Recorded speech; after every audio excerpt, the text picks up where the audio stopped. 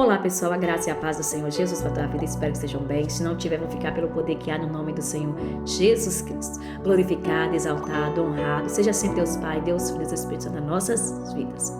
E eu sou grata ao Senhor por mais um dia, já glorifiquei o nome dele, já exaltei ele na minha vida. E agora eu estou aqui gravando mais um vídeo para exaltar e glorificar o nome de Jesus, não é o meu nome. Porque quem faz não é a gente, mas é aquele que está aqui, que está aqui dentro da gente. É Jesus que faz, é Ele que opera, é Ele que transforma, é Ele que resgata, é Ele que salva, é Ele que modifica, edifica, santifica. Basta a gente abrir nosso coração e deixar Deus operar nas nossas vidas. Esta mulher aqui, para você que não me conhece, é Marcela Celestino das Neves. Eu vivia no lamaçal do pecado, eu fazia a minha vida do jeito que eu queria, eu vivia do jeito que eu queria, mas aqui dentro havia um vazio que eu não entendia o porquê. Vinha a tristeza, a solidão, a angústia, eu não entendia aquilo. Aí um dia Jesus, ele me resgatou daquele mundo que eu vivia, que não era o mundo que Deus queria que eu vivesse. E aí ele me tirou, e esse vazio foi preenchido. Hoje eu posso garantir que aqui dentro o Espírito Santo e Jesus habita. Por quê? Porque é impossível uma pessoa que diz que tem o Espírito Santo dentro dela e Jesus e não haver mudança de caráter, de Deus na gente. Isso não quer dizer que você não vai pecar, que você não vai errar, mas agora com uma diferença. Você vai buscar pela mudança, pela transformação, vai incomodar você que antes não incomodava. Então Deus começou a transformação na minha vida. Eu comecei a ter amor pela palavra de Deus. E o que eu vou passar para você aqui hoje, eu quero que você entenda uma coisa. Veio tudo dentro da palavra. Quando Deus não me fala aqui dentro, Ele usa pessoas para falar comigo. Antes da minha conversão, eu era uma mulher sem sabedoria de Deus, sem discernimento de Deus. Eu não sabia como orar, não sabia como me achegar a Deus. Eu não sabia como lidar com situações que eu estava vivendo ou com situações que iam aparecer. E a Bíblia, gente, a Bíblia dá um norte para nossas vidas. A Bíblia tem tudo que nós precisamos. Eu acho, não tenho certeza. Achar é quando você tem dúvida, você não tem certeza. Eu tenho que parar com essa palavra, apagar ela. Eu não acho, eu tenho certeza que Deus é extraordinário. Ele pensou em tudo. Aqui tem toda a direção para nós. Eu amo a palavra de Deus. Eu amo a palavra de Deus. Mas se tem um livro que eu gosto de ler todos os dias, está na minha vida, é Provérbios. Porque ali fala da sabedoria de Deus. E a sabedoria de Deus vem carregada. Vem com entendimento, com inteligência, com prudência, com disciplina. A palavra de Deus, ela é linda. Ela nos ensina tudo. Botar nas mãos de Deus, buscar em Deus direção. E eu não sabia dessas coisas. Aí hoje, você está ouvindo pessoas dizer que a Bíblia tem que ser reescrita. Aí você vai olhar nos comentários, tem lá pessoas dizendo assim, tem que ser reescrita, tem que tirar alguns versículos, jogar fora e colocar somente alguns versículos. Agora eu te faço uma pergunta. Por que você se incomoda tanto quando a gente prega a palavra de Deus? Se você não concorda com aquilo que a gente está pregando, porque nós não estamos pregando coisa de nós estamos pregando a palavra de Deus. E chama palavra de Deus, quer dizer o quê? Que é o próprio Deus falando. Então é luz. Então se você está incomodado com a palavra de Deus, isso quer dizer o quê? Que ela te confrontou. Alguma área da sua vida, seu pecado foi confrontado. Porque se não tivesse sido confrontada com a palavra de Deus, você não se importava com ela. Não tem? Então a Bíblia tem que ser reescrita. Não, a Bíblia não tem que ser reescrita, não. É você que tem que ser refeito pelas mãos de Deus novamente. Deus tem que te dar um caráter dele. Deus tem que te dar um coração transformado, um coração limpo para você ouvir a voz que é a palavra de Deus. Porque sem eu e você botar em prática, está escrito aqui. Não tem como você dizer que Deus está na sua vida. Não tem como você dizer que Deus é tudo na sua vida. Não tem como, porque você não quer saber dele. E aí você agora quer dizer o quê para Deus? Não, Deus, eu quero fazer as coisas conforme o meu querer. Isso daqui que o Senhor tá dizendo aqui na palavra, que diz que é do Senhor, eu não concordo com ela. Então, portanto, eu quero que jogue ela fora. Eu quero somente aqueles versículos que vai me agradar, que vai maciar meu ego. Ei, a palavra de Deus não é para maciar nem o seu, nem meu ego. A palavra de Deus não é açúcar. Não tem? A palavra de Deus não é açúcar, não. Então, meu irmão, minha irmã, se você não está gostando da palavra de Deus, fica no teu canto quietinho, deixa de pregar a palavra. Outra coisa, não abra nenhum vídeo nosso, que se você sabe que tá falando da palavra de Deus, não vai lá ver. Tem tantos canais aí, que não tem nada a ver com Deus. Vai se encher lá. Agora você quer esvaziar de você mesma, quer que o seu ego todo dia diminua e que Jesus cresça, então abre um dos nossos vídeos e seja abençoado e abençoada pelo Senhor. Aleluia, louvado seja o nome do Senhor Jesus. Palavra para nós, e para nós que eu estou falando é para você que creia na palavra de Deus, mesmo que ela te confronta, mesmo que ela te doa, mas aceita a correção, a disciplina de Deus, que é para o nosso bem. Se a palavra de Deus diz que o que faz separação entre nós e o Senhor é o nosso pecado, e eu fico pensando assim, se o nosso pecado, que não é confessado, né? E a gente só confessa pecado se houver arrependimento, nos afaste de Deus, então a pessoa que morre daqui, sem se arrepender dos seus pecados, morre sem Deus, porque a Bíblia diz que é o pecado nosso que nos separa de Deus. Está lá no livro de Isaías 59. Você pode ler lá. Está lá escrito que o que faz separação entre nós e nosso Deus é o nosso pecado. Ou seja, Deus nos afaste de nós, daquele que peca e que não se arrepende, continua pecando e não se arrepende. Então Deus cada vez mais se afaste. Aí você morre desse jeito. Morreu sem Deus. E como é que faz depois? Você acha que quando chegar lá você vai se juntar a Deus? Se aqui você não quis saber de Deus, se aqui Deus levantou nós para pregar a palavra, você conhece a palavra, não quer botar em prática, como é que fica? Eu queria te fazer essa pergunta para tu. Responde para você mesmo. Como é que fica? Para você que quer reescrever a Bíblia, como é que fica? Não quer botar em prática aquilo que Deus está dizendo aqui na sua palavra? Como é que fica?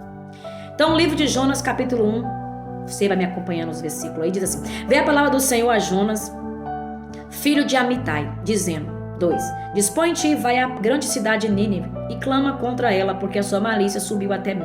3, Jonas se dispôs, mas para fugir da presença do Senhor, para Tarsis, e tendo descido a Jope, achou um navio que ia para Tarsis. Pagou, pois, a sua passagem e embarcou nele, para ir com eles para Tarsis, para longe da presença do Senhor. A cidade de Nínive não é diferente dos dias de hoje que nós estamos vivendo. Era uma cidade corrompida pelo pecado. O pecado tomou conta daquele povo, o povo não se arrependia, a ponto da sua malícia, do seu pecado, chegar até o Senhor. E aí Deus ali convoca Jonas para ir na cidade de Nínive, pregar o evangelho lá, de arrependimento para aquele povo. Não tem? E Jonas não queria fazer o que Deus mandou ele fazer, porque Jonas sabia que Deus era misericordioso. Eu acho lindo. Gente, que Deus tremendo é esse. Mesmo você que quer que a Bíblia seja reescrita, mesmo você que está aí nesse lamaçal do pecado, Deus quer que você muda. Ele é misericordioso. Ele está dizendo para você: se arrependa. Eu quero que você se arrependa, porque desse jeito não tem como você chegar a mim. Aleluia, Deus é lindo. E Jonas não é diferente de mim, de você. Você tem uma alma. É óbvio, quando a gente vê alguém fazendo mal com outra pessoa, a gente quer que ele se lasque, que o mal venha sobre aquela pessoa. Não é isso que a gente quer? Então, Jonas sabia que aquele povo daquela cidade era um povo que praticava as piores abominações de pecado. E ele não queria, não, que Deus tivesse misericórdia, não. O que ele fez? Ele fugiu da presença de Deus para não ir lá. Mas, vamos ver aqui no versículo 4. Mas o Senhor lançou sobre o mar um forte vento e fez-se no mar uma grande tempestade. E o navio estava a ponto de se despedaçar. Aquele povo, eles tinham algo a ver com o negócio de Jonas e Deus? Não. Mas a Bíblia diz que Deus mandou. Está dizendo aqui no versículo 4. Mas o Senhor lançou sobre o mar um forte vento e fez-se no mar uma grande tempestade, e o navio estava a ponto de se despedaçar. Por causa de quem? de uma desobediência de Jonas. Você está em desobediência a Deus. Deus está dizendo para você, conserte o seu caminho. Mas você não quer. Você não quer. E talvez você que está vendo e ouvindo esse meu vídeo está aí passando por uma grande tempestade na sua vida. Tudo porque é algo que você está praticando de errado. E é por causa disso que você está vivendo tudo isso daí. Todo este mal. Deus já falou com você, já usou pessoas para falar com você, já falou com você em sonhos. Mas você continua aí. Então, essa tempestade que você está se sentindo a ponto de se despedaçar, de afundar, é por causa do que você está vivendo. Então abandone em nome de Jesus. Versículo 5. Então os marinheiros, cheios de medo, clamavam cada um ao seu Deus e lançavam ao mar a carga que estava no navio para o aliviar do peso dela. Jonas, porém, havia descido ao porão e se deitado e dormia profundamente. O negócio aqui era com Jonas. Mas o cara entrou no porão e estava dormindo tranquilo. Estava lá com... Ele não estava nem aí com o que estava acontecendo lá. Ele nem estava vendo de tão despreocupado que ele estava. Mas o negócio era com ele. Não tem? Deixa eu te dizer uma coisa. Nunca ajude uma pessoa que ela está sendo tratada por Deus. Você vai sofrer junto com ela as consequências. Eles aqui sabiam desse negócio com Jonas e Deus? Não. Mas Jonas entrou no navio. Nunca ponha ninguém na sua vida, na sua família, dentro da sua empresa, sem antes consultar Deus se aquela pessoa é enviada de Deus para você ou não.